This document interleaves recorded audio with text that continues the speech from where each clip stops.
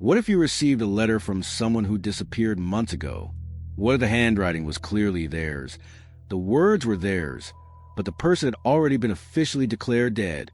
Have you ever thought about what you would do if you opened your mailbox and found an envelope addressed to you, written by the hand of someone you had finally begun to accept would never return?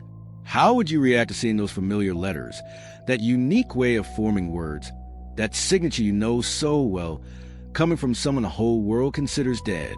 These letters exist, and what you're about to discover may surprise you, because we're not talking about an isolated case or an urban legend circulating on the internet. We're talking about multiple families in different countries, in different decades, who received messages from missing persons long after any hope of survival had been exhausted. Letters that arrived months, sometimes years, after the person had been officially declared dead. Messages that should be impossible, but that physically exist, that can be touched, read, analyzed. Stay with me until the end, because this is one of the most disturbing and least talked about phenomena within missing persons cases. It's the kind of mystery that makes you question everything you think you know about life, death, and the boundaries between those two states. Because when you have a letter in your hand, when experts confirm that the handwriting is authentic, when a message's content contains information that only that specific person could know, you're forced to confront possibilities that defy logic. Are these elaborate forgeries? That's the first explanation that comes to mind for any skeptical person, and rightly so. We live in a world where forgery is possible, where malicious people may want to cause additional suffering to families already devastated by loss. But what happens when forensic graphological analysis confirms, with a high degree of certainty, that the handwriting is genuinely that of the missing person? What happens when details in the letter, references to private moments, the use of nicknames known only to close family, make it extremely unlikely to be a forgery? Or were these the last messages sent before death? Perhaps these people, knowing they were in danger, that they were about to die, wrote final letters and found a way to ensure they would be sent posthumously. It's an explanation that makes rational sense, that doesn't require believing in anything supernatural or inexplicable. But then why do the letters arrive with postmarks dated long after the disappearance? How to explain that some were sent from places where the person had never been, at least not places that researchers have been able to determine? Or is it something that defies all rational explanation? Something that forces us to consider possibilities that our logical mind automatically rejects? Have you ever experienced this? This feeling that something is happening that doesn't fit into any comfortable category of explanation? This intellectual discomfort of having physical evidence of something that simply shouldn't be possible? The emotional impact of receiving a letter from a missing person after months or years is something most of us, thankfully, will never experience. But try to imagine for a moment. You had finally begun to process the loss. You had begun to accept that the person wouldn't return. You had perhaps even held a memorial or funeral service. And then this letter arrives. How do you feel? Desperate hope that perhaps, against all odds, the person is still alive? Terror that you're being cruelly deceived by someone? Total confusion about what to believe? Families who have gone through this describe it as one of the most emotionally devastating experiences imaginable, because the letter doesn't bring closure. It doesn't bring definitive answers. Instead, it raises more questions, reopens wounds that were beginning to heal, and forces a reconsideration of everything that had been accepted as truth about the disappearance. What makes this phenomenon even more intriguing is that there's no clear pattern. Some letters are written in a farewell tone, as if the person knew they were about to die and wanted to leave last words for loved ones. Others are written as if the person were alive when they wrote, mentioning future plans, expressing hope of returning. Some provide specific clues about what happened or where the person is. Others are vague, almost enigmatic, leaving more questions than answers. What all these cases have in common is that they challenge our understanding of how disappearances work, how communication works, how the line between life and death operates. And when you start studying these cases, when you see the letters, read the testimonies of the families, examine forensic analysis, you realize that there's no easy answer that satisfactorily explains all the cases. And that's where the story really begins. When you start investigating these cases, when you delve into police files, family interviews, and forensic reports, you realize you're dealing with something that goes far beyond simple morbid curiosity or fascination with unsolved mysteries. You're dealing with real lives that have been cut short, with families living in a permanent limbo between grief and hope, and with questions that challenge our fundamental understanding of how the world works. Look, before we delve deeper into these extraordinary cases, I need to tell you something. If you're watching this far, it's probably because stories like this intrigue you as much as they intrigue me. And if this kind of content resonates with you, if you want to continue exploring the most disturbing mysteries of real cases, I invite you to join this community. Subscribe to the channel, because every day there's new content here that treats these cases with the seriousness, respect, and depth they deserve. And leave a comment below with your thoughts on this phenomenon of letters arriving after death. Do you believe they all have rational explanations? Or do you think some cases genuinely defy what we believe to be possible? Do you know anyone who has experienced something similar? I read all the comments, and this exchange is what makes this space special. Your participation here is what makes this channel grow and reach more people who also care about these mysteries, who also want missing persons cases to be remembered and investigated. And if you're enjoying the content so far, please leave a like on the video. It may seem like a small thing, but it makes a huge difference in helping more people learn about these extraordinary stories and allowing the work of investigating and presenting these cases to continue. It's what keeps this channel alive and allows me to dedicate time to researching and bringing these mysteries to you with the care they require.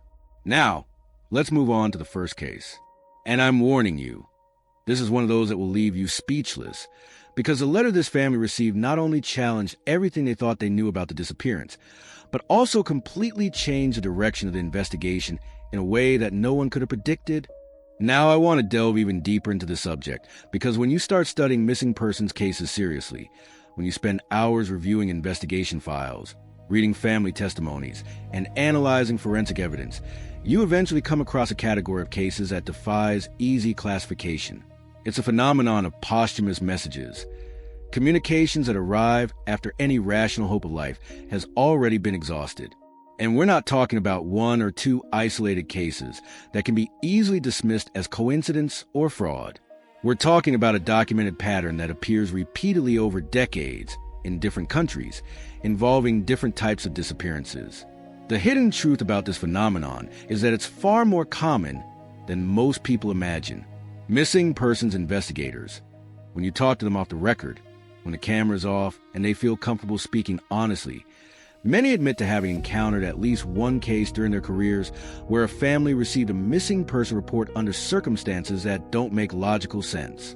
But these cases are rarely discussed publicly because they challenge narratives we want to maintain about how disappearances work, about when we should declare someone dead, about the limits of what is possible.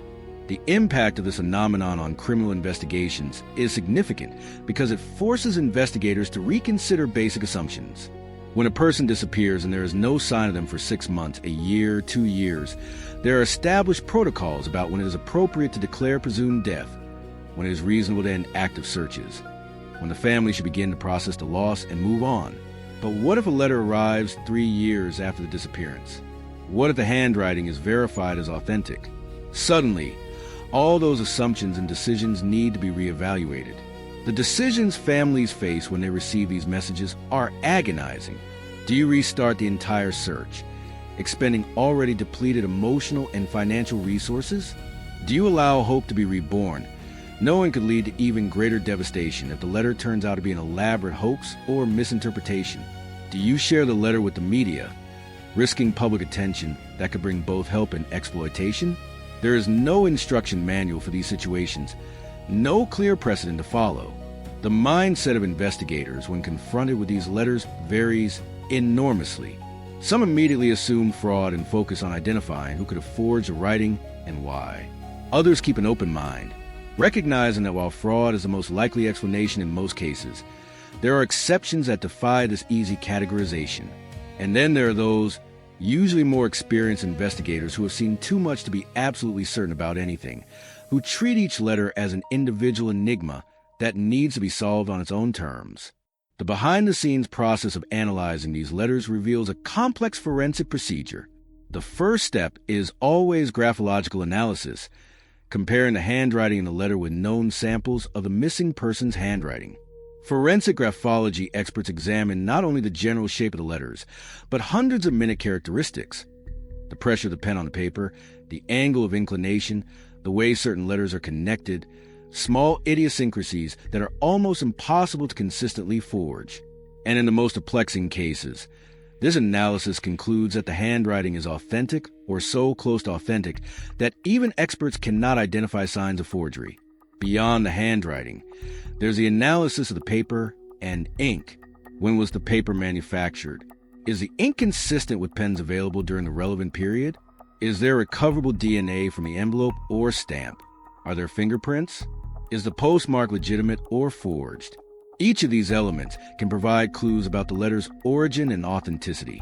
But what happens when all these technical analyses come back inconclusive or even confirm authenticity, but the timeline doesn't make sense? The journey of trying to understand this phenomenon leads us to explore different categories of possible explanations. The first and most obvious is deliberate fraud. Someone with access to samples of the missing person's handwriting, perhaps a family member or close friend, creates a false letter for reasons that can range from pure cruelty to a misguided attempt to give the family some kind of closure. This explanation works for many cases, especially those where further analysis reveals inconsistencies in the handwriting or content of the letter. But there's a second category of cases where the explanation is more mundane, but no less tragic.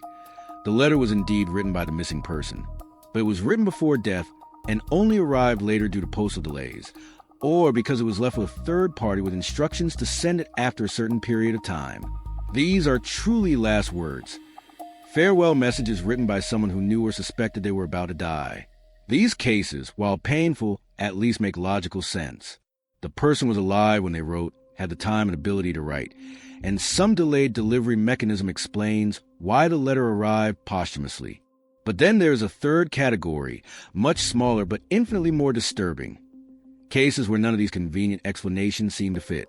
Cases where forensic analysis confirms the authenticity of the handwriting, where the letter's content contains information that was not publicly known at the time of the disappearance, where a postmark indicates that the letter was sent weeks, months, or even years after any plausible time when the person was still alive. These are the cases that keep investigators awake at night, that generate increasingly elaborate theories, that challenge our understanding of how communication and death work. Revelations about patterns in these most perplexing cases are fascinating. Many of the letters contain a peculiar, almost disconnected tone, as if the person were writing from an altered mental state. Frequently, there are references to being far away or in a different place, without specifying exactly where. There are sometimes requests for forgiveness or expressions of love, but rarely are there clear explanations about what happened or where the person is. It's as if the very act of writing is an extreme effort, allowing only the most basic and emotional communication. Comment below, letters from the impossible. Now I want to delve even deeper into this subject, because to truly understand the magnitude of this phenomenon, to comprehend why these letters are so disturbing, we need to look at a specific case in detail. And the case I'm about to tell you about is one of the best documented and most perplexing in this entire category. It's the story of Thomas Brennan and the letter that arrived 18 months after he was officially declared dead. Thomas Brennan was 34 years old when he disappeared in March 2006. He was an accountant at a mid-sized firm in Portland, Oregon, married to Jennifer for 7 years, and the father of 2 young children, 5 and 7 years old at the time. By all accounts, Thomas was an absolutely ordinary person living an absolutely normal life. He had a predictable routine. He woke up early, took the children to school, went to work, and came home for dinner with his family. There were no significant debts, no serious marital conflicts, no signs of depression or suicidal ideation. He was exactly the kind of person you would never expect to simply disappear. But that's exactly what happened on a cold Tuesday in March. Thomas left for work as usual, kissed Jennifer goodbye as usual, said he'd be home at the usual time as usual, and then he simply never came back. His car was found in the office parking lot, keys still in the ignition, wallet, and cell phone on the passenger seat. There were no signs of a struggle, no evidence that he had been forced out of the vehicle. It was as if he had simply gotten up and walked away, leaving his entire life behind. The initial investigation was extensive. Police reviewed security camera footage, interviewed co-workers, and checked financial records looking for transactions that might indicate where Thomas had gone. They found nothing. There was no use of credit cards, no cash withdrawals, no activity on bank accounts. There were no calls from his cell phone, no email sent, absolutely no digital or financial trace. Thomas Brennan had simply vanished. The impact on the family was devastating in ways you can imagine. Jennifer was in a state of shock and denial for weeks, unable to accept that her husband had disappeared for no apparent reason. The children, too young to fully understand, kept asking when their dad would come home. The extended family mobilized, organized searches, distributed flyers, and created a social media page dedicated to finding Thomas. But months passed without any sign. After a year of fruitless investigation, after exhausting all possible leads, after sifting through thousands of hours of security camera footage, and interviewing hundreds of people, the police eventually classified the case as an unsolved disappearance with an extremely high probability that Thomas was dead. There was no body, so death could not be officially declared immediately. But investigators made it clear to the family that there was no realistic hope of finding him alive. 18 months after his disappearance, following proper legal proceedings, Thomas Brennan was officially declared legally dead. Jennifer had begun the painful process of trying to rebuild her life and that of her children. She had returned to work, had started therapy, and was slowly, very slowly, accepting that Thomas would never return. And it was precisely at that moment, 3 weeks after the official declaration of death, that the letter arrived. Jennifer describes the moment of finding the letter in the mailbox as surreal, as if time had stopped. The envelope was simple, white, handwritten to her at her home address. There was no return address. But the handwriting on the envelope was unmistakably Thomas's. Jennifer knew that handwriting intimately. She had seen it on birthday cards, shopping lists, notes left on the refrigerator. Her hands trembled as she opened the envelope. The letter inside was 1 page long, written in the same familiar handwriting, and the content was both comforting and deeply disturbing. It began with "Dear Jennifer," exactly as Thomas always began letters or cards to her. The letter expressed deep love for her and the children, asked for forgiveness for leaving them, said that he was in a different place now, but that he thought of them constantly. There were references to specific memories of their life together, moments that only Thomas and Jennifer knew, intimate details that would be impossible for anyone else to know. Jennifer's mindset as she read those words oscillated violently between desperate hope and utter terror. Part of her wanted to believe that Thomas was alive, that he had written that letter, that perhaps there was an explanation for everything and he would eventually return. But part of her, the rational part, knew that something was profoundly wrong with the situation, that letters don't appear 18 months after the disappearance of people who are well and able to communicate normally. The decisions Jennifer made in the following minutes and hours completely changed the course of the case. She immediately called the detective who had led the original investigation into Thomas's disappearance. She didn't touch the letter more than necessary, instinctively preserving potential evidence. And she didn't tell the children about the letter, not yet, not until she understood what it meant. Forensic analysis of the letter began immediately. Graphology experts compared the writing with multiple known samples of Thomas's handwriting, work documents, signed tax returns, and personal notes preserved by the family. The conclusion was unequivocal. The writing was Thomas Brennan's, or it was a forgery so perfect that even forensic experts could not detect discrepancies. The minute characteristics of the writing, the pressure of the pen, small idiosyncrasies in the way certain letters were formed. Everything matched perfectly. But there was a problem with the timeline that made the letter deeply mysterious. The postmark on the envelope showed that it had been sent from a small town in rural Oregon, approximately 200 kilometers from Portland, just 2 weeks before Jennifer received it. This meant that if Thomas had indeed written that letter, he had done so 18 months after disappearing, long after the investigation had concluded that he was probably dead. The behind-the-scenes investigation that the letter triggered revealed additional complexity. Detectives traveled to the city from which the letter had been sent, interviewed postal workers, and reviewed security camera footage from the post office. No one remembered seeing anyone matching Thomas's description. The security cameras showed nothing useful, only dozens of people posting letters over the relevant days. The hidden truth revealed in the letter was that it contained information not publicly known at the time of Thomas's disappearance. There was specific reference to a private conversation Thomas and Jennifer had had the night before he disappeared, about future plans, about a specific place they wanted to take the children on their next vacation. No one outside the family could have known about this conversation. It was a detail known only to Thomas or Jennifer. The revelations continued when analysis of the paper and ink was completed. The paper was of common type, available in virtually any stationery store. The ink was from a standard blue ballpoint pen, nothing distinctive. There were no recoverable fingerprints other than Jennifer's.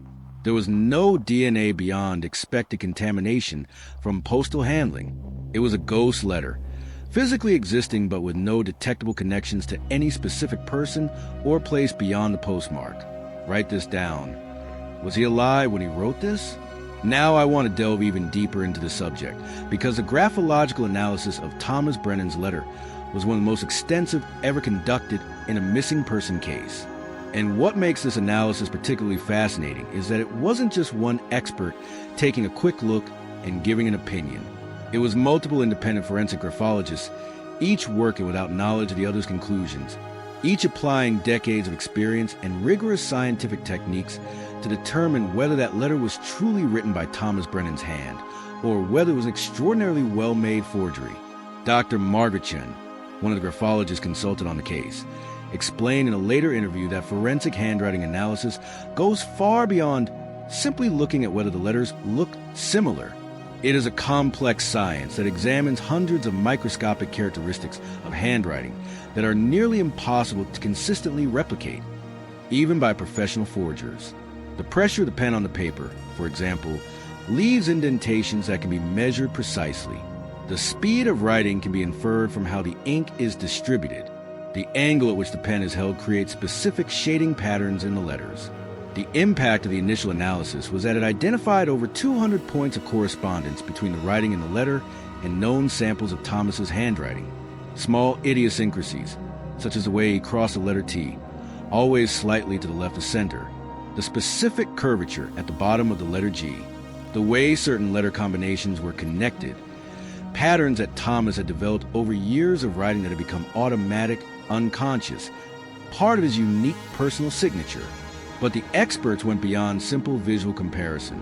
They used spectral analysis of the ink, examining its chemical composition to determine the type of pen used, and even the possible manufacturing batch. They discovered it was ink from a common ballpoint pen, the kind Thomas regularly used at work and at home. Nothing distinctive there, but also nothing that contradicted the theory that he had written the letter. The investigators' mindset began to shift as the results of these analyses came back.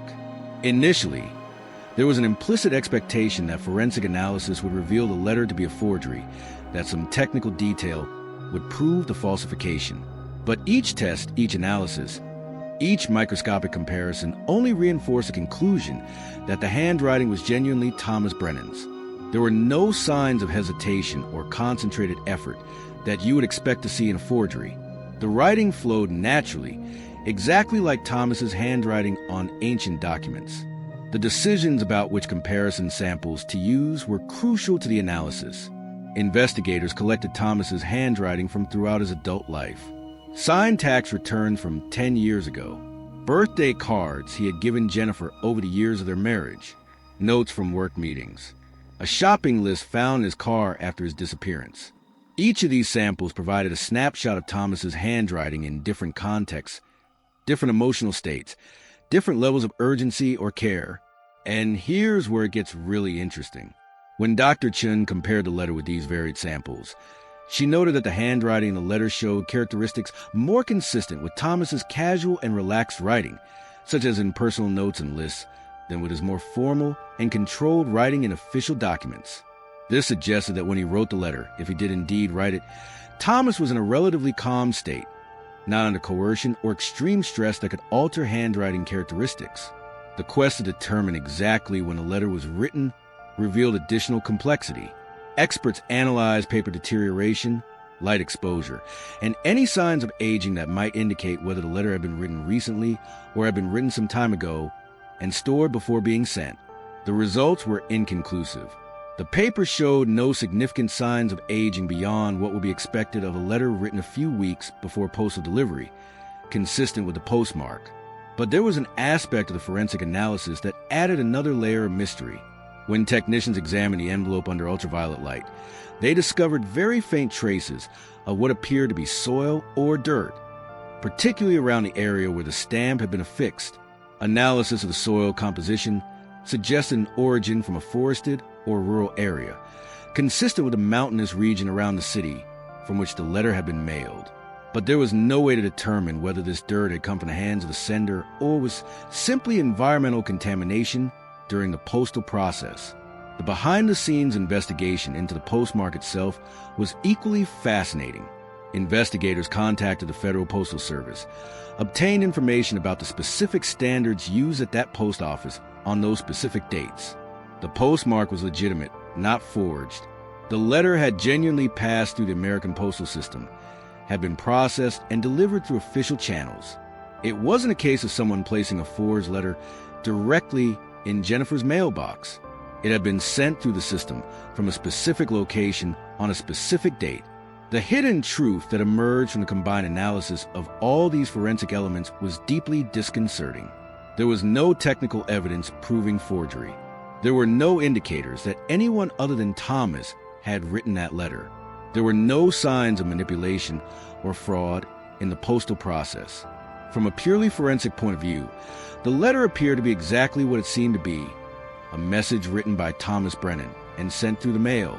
But the timeline simply didn't make sense. If Thomas had written that letter 18 months after disappearing, where was he all that time? Why hadn't he contacted his family sooner? Why did he only send one letter and then silence again? And if he was alive long enough to write a letter, why didn't the handwriting show signs of trauma, illness, or any of the conditions you expect in someone who had been missing for so long? The revelations continued when graphologists attempted to determine Thomas's emotional state based on his handwriting. Graphological analysis can often detect signs of stress, fear, sadness, or other strong emotions through characteristics such as pen pressure, spacing regularity, and letter size. Thomas's handwriting in the letter showed signs of melancholy, perhaps a certain lightness and pressure that could suggest tiredness or resignation. But there were no signs of terror, of writing under duress, of a trembling hand from fear. It was a writing of someone in a complex emotional state, but not in panic or immediate danger. Dr. Chun, in his final analysis, wrote something that became a central quote in the case.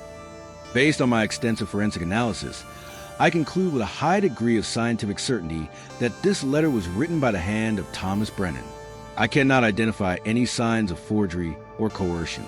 However, I have no satisfactory explanation for how or why this letter came into existence under the circumstances described. As a scientist, I must rely on physical evidence. As a human being, I must admit that this evidence defies my understanding of the possible. Comment below. Science doesn't have all the answers. Now I want to delve even deeper into this subject, because the phenomenon of posthumous messages isn't limited to physical letters sent through the mail. In the digital age, this mystery has taken on new and even more perplexing forms. And the case I'm about to tell you demonstrates how modern technology hasn't solved this enigma, but rather added layers of complexity that make it even harder to distinguish between the possible and the impossible. It's the story of Natalie Hartman and the email that arrived 2 years after she disappeared without a trace. Natalie Hartman was 29 years old when she disappeared in August 2019. She worked as a digital marketing manager at a tech startup in Seattle, was extremely active on social media, maintained a personal blog about travel and photography, and was exactly the type of person whose entire life was documented online. Natalie didn't just use the internet regularly. She practically lived on it. Her friends joked that she was more connected digitally than physically, always with her cell phone in hand, always posting, always checking emails. Natalie's transformation from omnipresent digital presence to absolute silence happened overnight. On a Friday in August, she posted a picture of her breakfast on Instagram at 7 in the morning, answered some work emails between 9 and 10, texted friends planning happy hour that night, and then nothing. She didn't show up for happy hour, didn't answer worried messages from friends, didn't return to her apartment. Her phone went straight to voicemail. All her social media accounts went silent. There was absolutely no digital activity from that moment on. The impact of Natalie's disappearance was amplified precisely because of her habitual digital presence. People who knew her knew immediately that something was terribly wrong, because Natalie simply didn't stay offline for hours, much less days. The police were notified within 24 hours. Searches began immediately, and investigators had unprecedented access to Natalie's digital life through her multiple online accounts. But all this digital access yielded no answers. Investigators reviewed every email, every text message, every social media post, looking for clues about what might have happened. They found nothing suspicious, no threats, no significant interpersonal conflict, no sign that Natalie was planning to disappear or that she was in danger. It was as if she had simply ceased to exist digitally the moment she disappeared physically. The investigation lasted for months. Security cameras showed Natalie leaving the office on Friday afternoon, walking toward the subway as usual. But then the cameras lost sight of her, and she never arrived home, never showed up for happy hour, was never seen again. There were no credit card transactions, no banking activity, no cell phone location pings. It was as if Natalie Hartman had simply dissolved into reality. After a year of fruitless investigation, the case was classified as an unsolved disappearance. Natalie's family held on to hope, kept their social media accounts active, and continued posting appeals for information. But as months turned into years and then 2 years, even the most resilient hope began to fade. And it was precisely at that moment, 23 months after the disappearance, that the email arrived. The mindset behind how this email was discovered is fascinating in itself. It wasn't sent to family or close friends. It was sent to Natalie's co-worker, a woman named Sarah Chun who had been a casual but not particularly close friend. Sarah was cleaning out her old inbox when she noticed an email from Natalie that had been automatically filtered to the spam folder about a week earlier. The subject line was simple: "Sorry for the delay in replying." When Sarah opened the email, her heart raced. The message was short, just a few paragraphs, but was clearly addressed to her, referencing a conversation they'd had via email a few days before Natalie's disappearance about a work project. The tone was casual, friendly, completely normal. It was as if Natalie was simply replying to an email thread from 2 years ago, as if no time had passed. There was no mention of her disappearance, no explanation of where she was or what had happened, just a normal reply to an old conversation. The decisions Sarah made in the following minutes were crucial. She immediately took a screenshot of the email, saved the entire header with all the metadata, and called Natalie's family before even replying. Natalie's mother, Helen, initially thought Sarah was playing a cruel joke, but when she saw the screenshot, when she saw the familiar email address, that unmistakably Natalie writing tone, she began to cry uncontrollably. The journey to understand how that email came to exist involved cybersecurity experts, digital forensic investigators, and even consultants from technology companies. The first question was, did the email really come from Natalie's account, or was it sophisticated spoofing where someone falsified the sender's address? Analysis of the email headers confirmed that it had been sent from Natalie's legitimate email provider servers using proper authentication. It wasn't external spoofing. Someone had actually logged into Natalie's account and sent that email. Behind the scenes of the digital investigation, fascinating technical details were revealed. Experts were able to determine that the login that sent the email came from an IP address in Seattle, relatively close to where Natalie had lived. The connection was made via a public Wi-Fi network in a cafe, making tracking the specific physical location extremely difficult. But the login timestamp was accurate. The email had been sent on a Tuesday afternoon, a time when a cafe would be reasonably busy. The hidden truth about inactive email accounts is that they are frequently targeted by hackers trying to gain access for spam or fraud. But this email wasn't spam. It didn't contain suspicious links, and it didn't ask for money or information. It was genuinely just a reply to an old conversation. If it was a hacker, why do that? What would be the purpose of accessing an inactive account of a missing person just to send a casual and innocuous email to a former co-worker? Investigators considered the possibility that Natalie had set up scheduled emails using some service that allowed scheduling messages for future sending. But analysis of her account revealed no connected scheduling service, no scheduled emails in queue. And even if she had, why would she schedule an email to be sent 2 years in the future, responding to a project work thread that would have long since been completed or canceled? The revelations continued when experts analyzed the content and style of the email, comparing it to Natalie's previous emails. Just like graphological analysis of handwriting, digital writing style analysis can identify unique patterns in how a person structures sentences, which word they choose, and how punctuation is used. The email perfectly matched Natalie's writing style. It used the same idiomatic expressions she frequently used, the same casual sentence structure, the same light humor.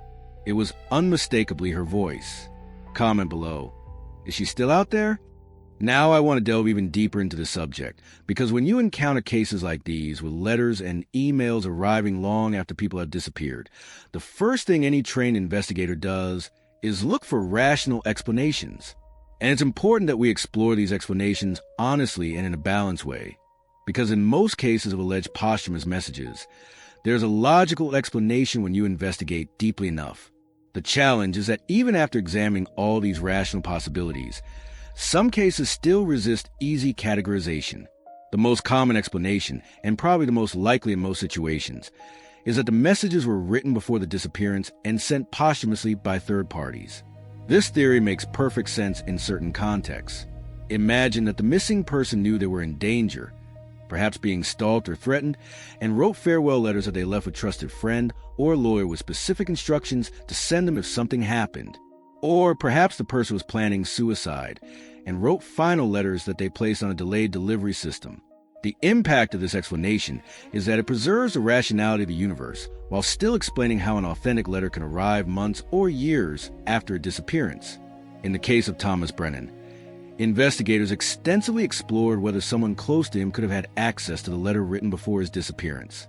They interviewed close friends, reviewed his communications, looking for mentions of leaving something with someone. They found no evidence for this theory, but that doesn't mean it's impossible. People keep secrets, especially when instructed by a missing person to do just that. But there's a problem with this theory when applied to cases like Natalie Hartman's. The email wasn't programmed through any known service, and the login happened in real time from a specific physical location. Unless someone had continuous access to her password and decided, for unknown reasons, to log in and send an email 2 years later, this explanation doesn't hold up well with the technical evidence. The second rational explanation, and perhaps the darkest, is deliberate and cruel fraud. People do terrible things for reasons ranging from pure malice to ill-conceived attempts at extortion. There are documented cases of fraudsters who forge missing persons letters trying to extract money from desperate families, promising information about their whereabouts in exchange for payment. There are also cases of disturbed individuals who cause psychological suffering to families simply for satisfaction of inflicting pain. The mindset of someone who would do this is difficult for most of us to comprehend, but psychological profiles of fraudsters show that some are motivated by a need for attention, others by a desire to control other people's emotions, and some simply by the opportunity for financial gain.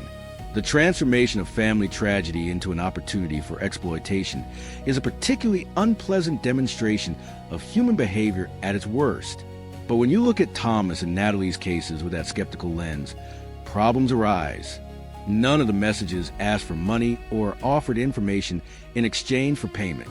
There was no attempt at extortion, no veiled threats, no typical pattern of fraud.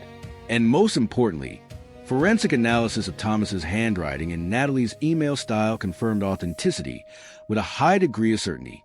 Forging handwriting or writing style so perfectly that it would fool multiple forensic experts requires skill and knowledge that are extremely rare. Decisions about how to investigate the possibility of fraud involved looking at who would have motive and opportunity.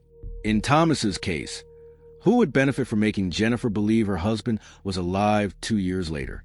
There was no inheritance dispute, no significant insurance policy, no obvious financial reason. And who would have access to enough samples of Thomas's handwriting to create such a convincing forgery? The family kept personal documents secure, and no significant samples of his handwriting were publicly available. The third explanation, perhaps the most tragic, is that the person was alive when they wrote the message but died soon after. This theory suggests that Thomas actually wrote that letter 18 months after disappearing, that he was alive at that time, perhaps ill, perhaps injured, perhaps in circumstances that prevented him from returning home, and wrote his final letter before dying. Similarly, perhaps Natalie was alive 2 years after disappearing and logged into her email account for reasons we will never understand, sent that casual message, and then died or disappeared again. The quest to explore this possibility led investigators to conduct renewed searches in areas from which the messages were sent. In Thomas's case, teams scoured the region around the city where the letter was posted, looking for areas where someone might have lived in hiding for an extended period. They found some abandoned cabins, some homeless encampments, but no evidence that Thomas had been in any of these places. The behind-the-scenes aspects of this theory reveal its simultaneously hopeful and despairing nature. It's hopeful because it means the person survived much longer than previously thought, that they had more time to live than the original timeline suggested. But it's despairing because it means they were alive, perhaps needing help, perhaps suffering, and no one managed to find them in time. And if the message they sent was a final attempt at communication before dying, then it represents a lost opportunity, a window that closed before anyone could act. The fourth explanation involves technology and advanced planning. There are online services that allow you to schedule emails for future sending, applications that can be configured to send messages after specific periods of inactivity, and systems that can be programmed to perform digital actions on predetermined dates. Perhaps Natalie, for reasons we don't understand, configured email to be sent 2 years in the future. Perhaps Thomas wrote multiple letters before disappearing and placed them on a delayed postal delivery system through a specialized service. The hidden truth about these services is that they exist and are legitimately used by people who want to ensure certain messages are delivered even if something happens to them. Lawyers sometimes use these systems for clients, allowing messages or documents to be released after death. But investigators in Natalie's case checked extensively and found no evidence that she'd used any of these services. And in Thomas's case, there were no known services that would explain delayed postal delivery in a way that matched the timeline. The fifth and final rational explanation is that these are extraordinarily convincing forgeries created by people who knew the missing persons intimately, perhaps a friend or family member, for complex psychological reasons that may include denial, inability to accept the loss, or even mental disorder, created these messages. Having intimate knowledge of how the person wrote, what expressions they used, what shared memories they had, could allow for creation of a forgery that would pass many authenticity tests. Write this down. All explanations have flaws. Now I want to delve even deeper into the subject, because so far we've talked about cases where posthumous messages remain unsolved mysteries, enigmas that defy satisfactory explanation. But not all cases in this category end without answers. Some, though rare, result in real and tangible discoveries that completely change the understanding of the disappearance. And the case I'm about to tell you about is perhaps the most extraordinary of this entire category, because the letter that arrived not only provided clues, but literally led investigators directly to the body of the missing person. It's the story of Marcus Webb, and a letter that solved a 5-year mystery. Marcus Webb was 42 years old when he disappeared in October 2015. He was a high school history teacher in a small town in rural North Carolina, divorced for 3 years, and the father of a teenage daughter who lived with his ex-wife. Marcus was a well-known and respected figure in the community, the kind of teacher students remember decades later, who truly care about education and the young people he taught. His life was quiet, predictable, anchored in established work routines, weekend time with his daughter, and a hobby of hiking in the nearby mountains. Marcus's disappearance occurred during one of those solitary hikes he regularly took.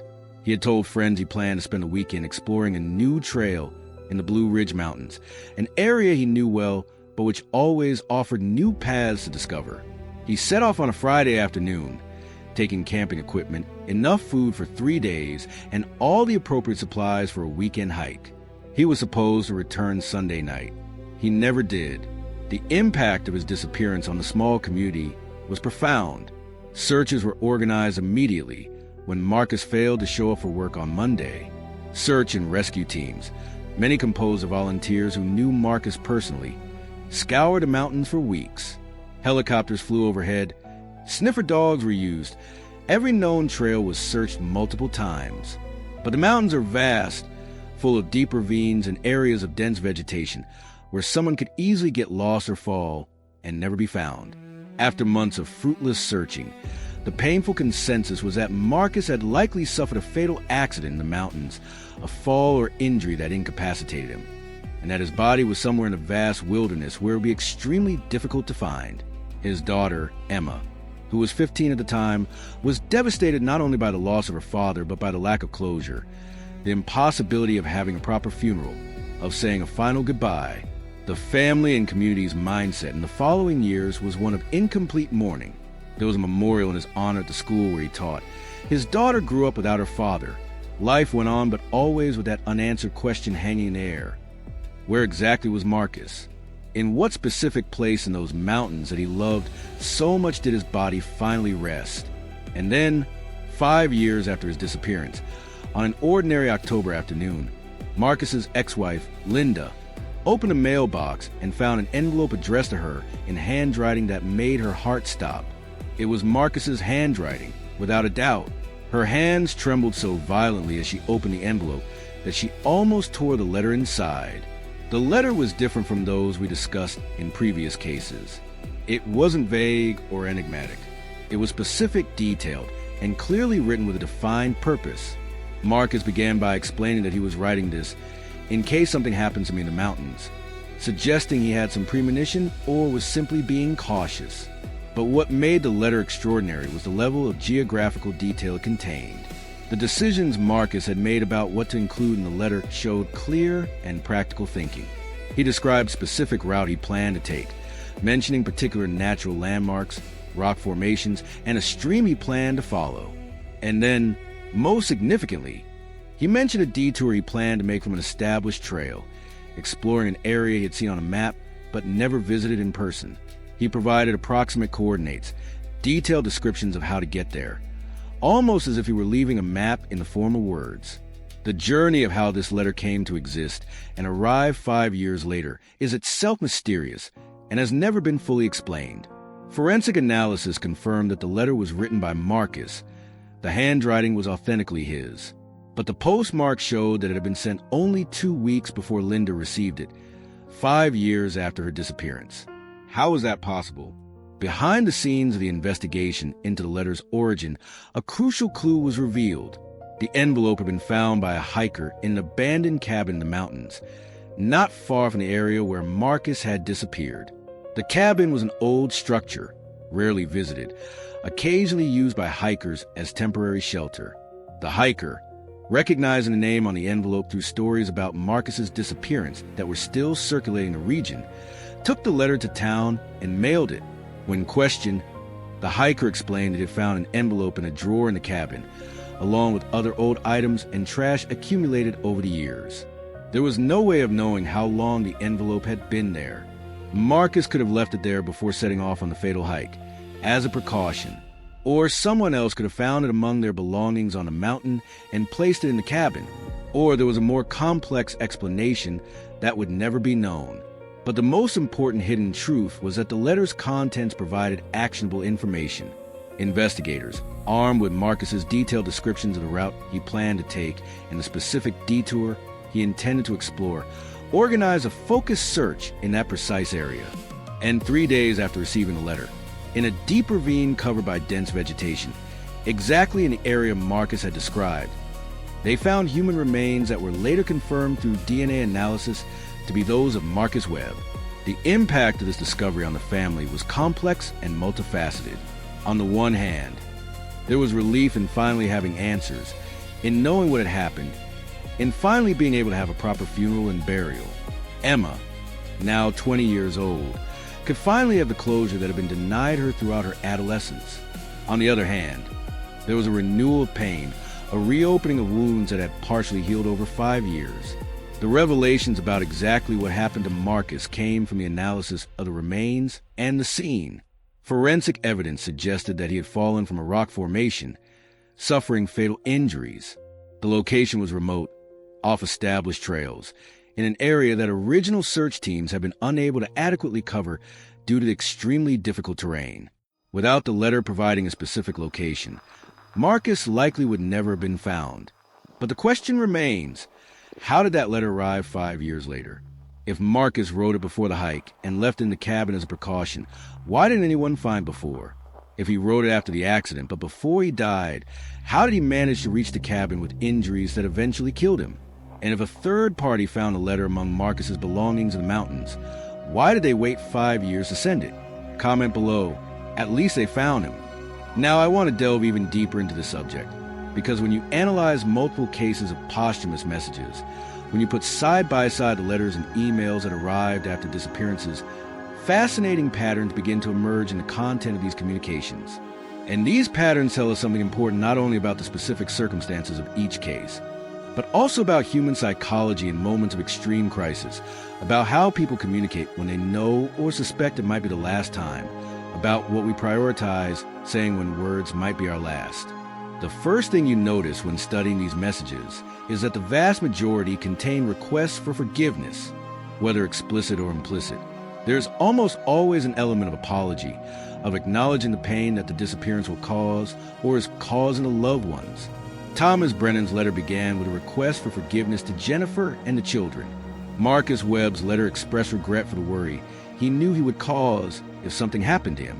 Even Natalie's casual email, which superficially seemed like just a normal reply to a work thread, contained an apology for delay in responding, a phrase that takes on a much deeper meaning when you consider that it was sent 2 years later. The psychological impact of this prevalence of requests for forgiveness is revealing. It suggests that even in extreme circumstances, even when facing the possibility of death or when already in prolonged isolation, the dominant concern of many people is the suffering they are causing others. It is not self-preservation. It is not anger at the situation. It is not fear, although these elements are also frequently present. It is empathy. It is connection with loved ones. It is a desire to minimize their pain even when you yourself are in extreme pain. The mindset revealed through this common trait is profoundly human. When confronted with our own mortality or demise, many of us seemingly revert to the basics of human relationships. We want the people we love to know that we love them. We want them to understand that we didn't mean to cause them suffering. We want to leave a lasting impression of care and concern rather than abandonment or indifference. The second common pattern is vagueness about exactly what happened or is happening, with the notable exception of cases like Marcus Webb's, where the letter was specifically practical and detailed.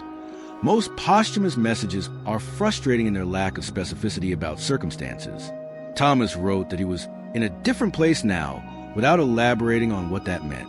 Other letters in similar cases use equally elusive language.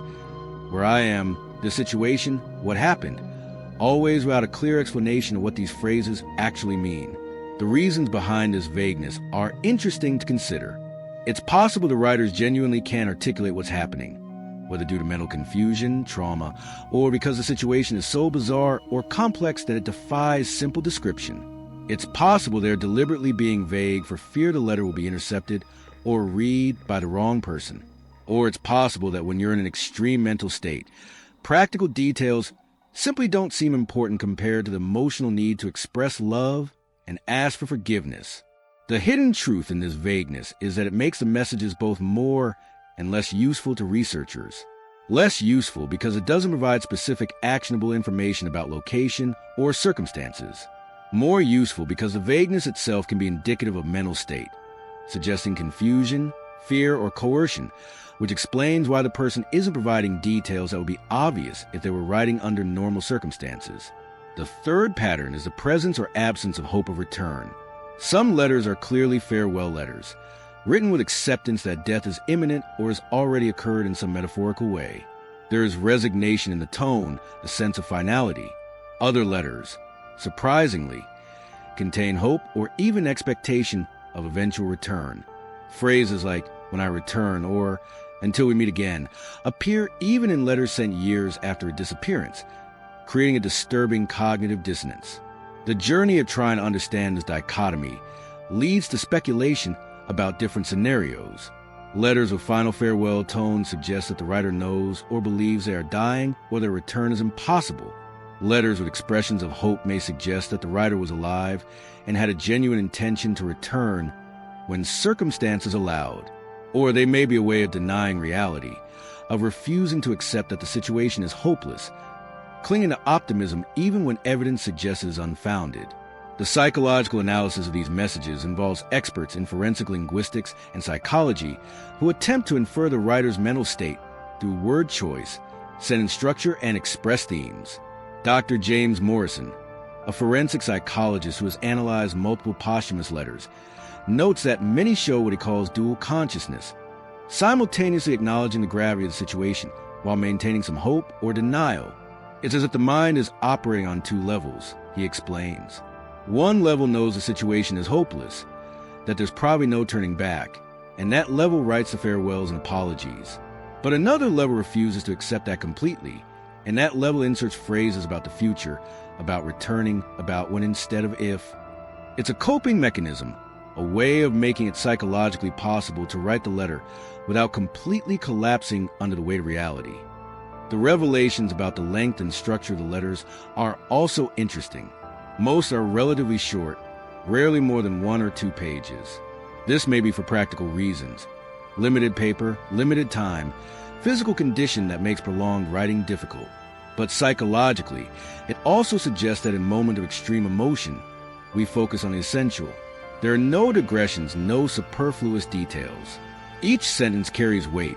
Each word is chosen, consciously or unconsciously, for its emotional importance. The transformation from normal communication to crisis communication is visible when you compare these letters with previous writings from the same people.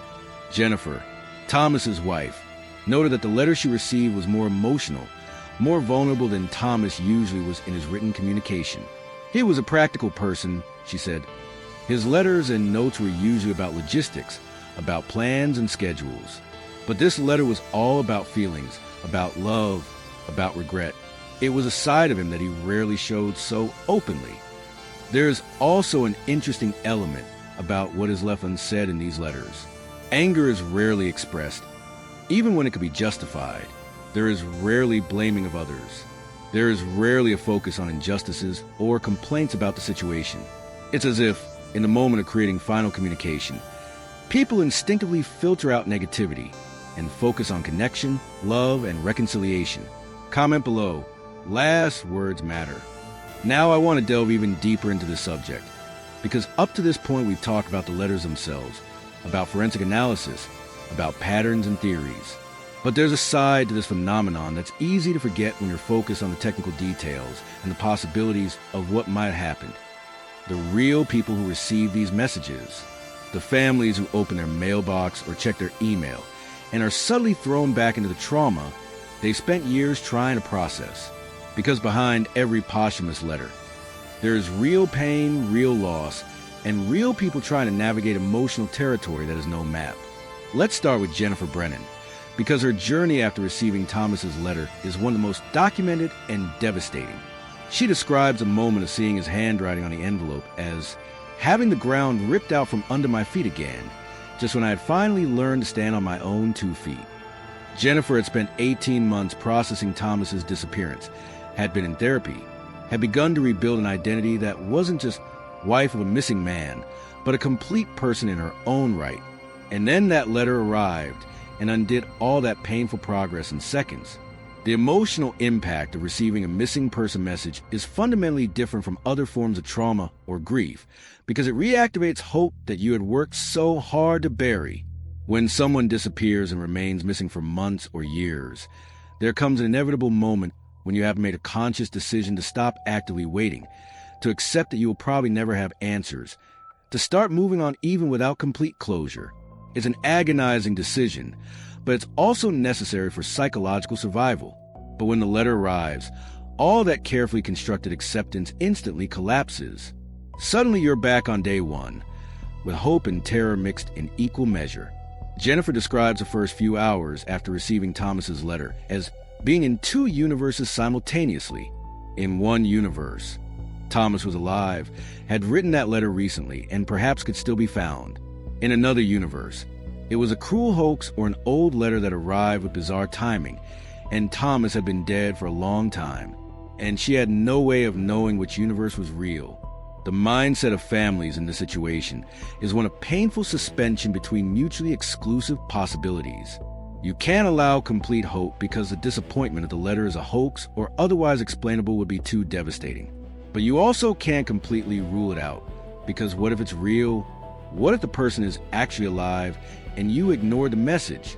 The potential guilt of not having acted would be unbearable. The decisions Jennifer had to make in the hours and days after receiving the letter were impossible in the truest sense of the word. Should she tell the children? They had finally begun to adjust to life without their father. They had stopped asking when he would return. Reintroducing the possibility that he was alive might be cruelly hopeful if it turned out to be a false alarm, but hiding such significant information also seemed wrong. Jennifer eventually decided to wait until a forensic analysis of the letter was completed before saying anything to her children, but this decision tormented her. She also had to decide how much emotional and financial investment to put into renewed research. Thomas's letter provided no specific location or actionable clues beyond the vague mention of being in a different place. Researchers had nothing concrete to follow. Jennifer could spend thousands of dollars on a private investigator who likely wouldn't find anything, or she could accept that the letter, while genuine in terms of handwriting authenticity, didn't change the basic reality that Thomas was probably dead and she would never know exactly what happened. The behind-the-scenes events in families when these letters arrive often involve division and conflict. Different family members process the information in different ways. Helen, Natalie Hartman's mother, was immediately convinced that the email meant her daughter was alive. She wanted to restart the entire search, wanted to spend all the family savings hiring experts, wanted to believe against all odds. Natalie's father, on the other hand, was more skeptical, worried that renewed hope would only prolong the agony and prevent the family from finally processing the loss. The transformation of family dynamics under the pressure of a posthumous message can be devastating. Marriages that survive the initial loss sometimes do not survive the message that arrives afterward. Siblings who had processed loss together suddenly find themselves at odds over what the message means and how to respond. Parents who had finally found some form of peace find themselves dragged back into hell of uncertainty. Linda, Marcus Webb's ex-wife, describes the period after receiving his letter as worse than the original disappearance in some ways, because at least initially there was action, there were searches, there was something concrete to do. But when the letter arrived 5 years later, there was no protocol, no guidebook on how to process it. It was completely uncharted territory emotionally.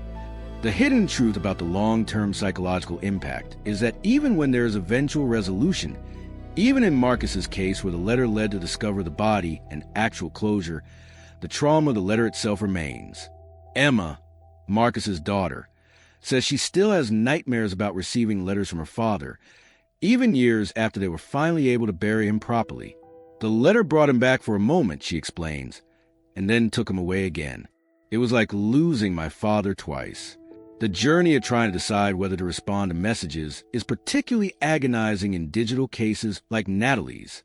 When Sarah Chun received that email, her first reaction after the shock was to want to respond, ask questions, try to establish if Natalie was really on the other side of that email account. But investigators advised her not to respond immediately, so as not to alert a potential hacker or fraudster that they had detected the email, giving them time for technical tracking. Sarah spent sleepless nights composing responses she never sent, wondering what she would say if she really were Natalie, what questions she would ask to verify her identity, how she would express years of worry, confusion, and longing in an email. When she was eventually allowed to respond as part of the investigation, she sent a carefully crafted message asking questions only the real Natalie could answer. There was never a reply. Natalie's email account went silent again, adding another layer of frustration and mystery to the case. The revelations about how different families cope with this experience show a variety of strategies, none clearly better than another. Some choose to make the letter public, sharing it on social media, appealing for help from a wider audience. Others keep it completely private, feeling that it is too intimate and sacred moment to be shared with strangers. Some become obsessed with the letter, repeatedly analyzing it in search of hidden meanings. Others literally keep it and try not to think about it because it is too emotionally charged. Write this down. This pain is too real. Now I want to delve even deeper into the subject because after exploring all these cases, after examining the forensic evidence, the rational theories, the patterns and the messages, and the real pain of the families, we arrive at the point where we need to confront what all this really means. And the truth is that letters from missing persons arriving after presumed death force us to confront impossible questions. Questions that challenge our fundamental understanding of how the world works, how life and death operate, where the limits of what is possible lie. Let's be honest and balanced about this. Some of these letters and messages are explainable when you investigate deeply enough. They are hoaxes, sometimes cruel, sometimes well-intentioned but still deceptive. They are timing coincidences where the letter was written before the disappearance, but arrived later due to mundane reasons of postal delay or intentional late delivery. They are messages programmed through technology that we don't fully understand but which has a rational technical explanation. These cases, while still tragic and painful for the families involved, do not fundamentally challenge our understanding of reality. But then there are others. There are cases like that of Thomas Brennan, where multiple independent forensic experts confirmed the authenticity of the handwriting, where there is no technical evidence of fraud, where the timeline makes no logical sense, but the letter physically exists and can be touched and read. There are cases like that of Natalie Hartman, where digital analysis confirms that the login was made in real time from a specific physical location, where the writing style perfectly matches established patterns, where there is no satisfactory explanation of who besides Natalie could have sent that email or why. The impact of acknowledging that some of these cases resist rational explanation is deeply uncomfortable for many of us. We live in a scientific age, in a world where we like to believe that everything can eventually be explained through careful analysis and the application of reason. The idea that there are phenomena that genuinely defy this approach, that there are mysteries that may never be solved no matter how much effort we invest, goes against a modern mindset that values certainty and complete understanding. But the reality is that the letters exist. They are in police files, cataloged as evidence in missing persons cases. They are in the hands of devastated families, kept in drawers or boxes, object of endless contemplation and obsessive analysis. They are real, physical, verifiable. They are not urban legends or unverified internet stories. They are real documents in real cases that were investigated by real professionals using established forensic techniques. The decisions we have to make about how to interpret these cases reveal a lot about our own mindset and worldview.